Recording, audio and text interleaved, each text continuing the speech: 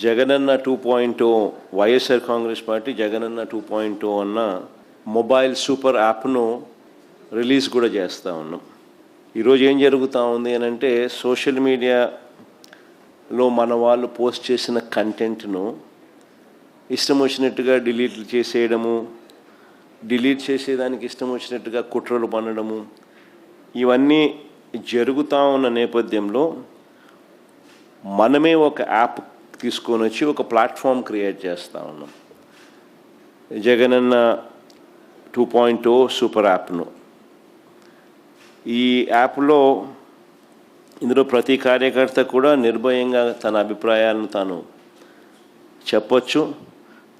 చెప్పడమే కాకుండా పార్టీతో నిత్యం తాను అనుసంధానమై ఉండగలుగుతాడు.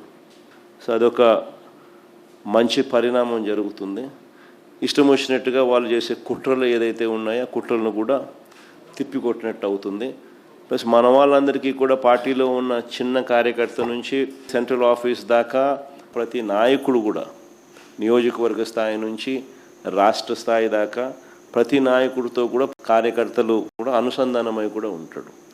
ఎందుకనంటే ఇక్కడ పోస్ట్ చేసే ప్రతి కంటెంట్ కూడా మన పార్టీలో ప్రతి ఒక్కరికి కూడా ఇది అందుబాటులో ఉంటుంది. కాబట్టి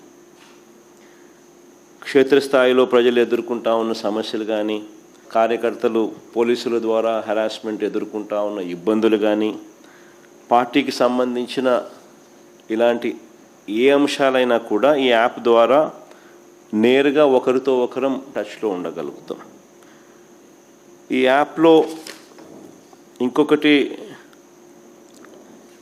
మంచి విషయం ఏమిటి అని అంటే, పార్టీలో మనం నిర్వహించే ప్రతి సమావేశము, పార్టీ నిర్వహించే ప్రెస్ మీట్లు, ముఖ్యమైన కార్యక్రమాలు, అధికారిక ప్రకటనలు, ఇవన్నీ కూడా నేరుగా లైవ్ ఫీడ్ కూడా ఈ యాప్లో ప్రతి కార్యకర్తకు కూడా అందుబాటులో ఉండే కార్యక్రమం కూడా జరుగుతుంది.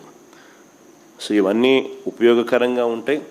ఫ్యూచర్లో కూడా ఇంకా ఈ యాప్ను ఇంకా కొంత బలపరుస్తూ, కార్యకర్తలు ఏదైనా ఇబ్బందులు పడినా కూడా ఇబ్బంది పడ్డ కార్యకర్తకు తోడుగా ఉండే కార్యక్రమం కూడా రాబోయే రోజుల్లో ఈ యాప్ ద్వారా ఉపయోగపడుతుంది. మన డిజిటల్ డైరీ కూడా మన పార్టీకి సంబంధించి ఎవరైనా కూడా ఎక్కడైనా ఈ పోలీస్ హెరాస్మెంట్ వల్ల కానీ ఇంకొకరి హెరాస్మెంట్ వల్ల కానీ నష్టపోయిన ప్రతి కార్యకర్త కూడా డిజిటల్ డైరీలో ఏ రకంగా అయితే తాను నమోదు చేస్తూ ఉన్నాడో ఆ డిజిటల్ డైరీని కూడా దీంట్లోకి అనుసంధానం కూడా చేస్తాం.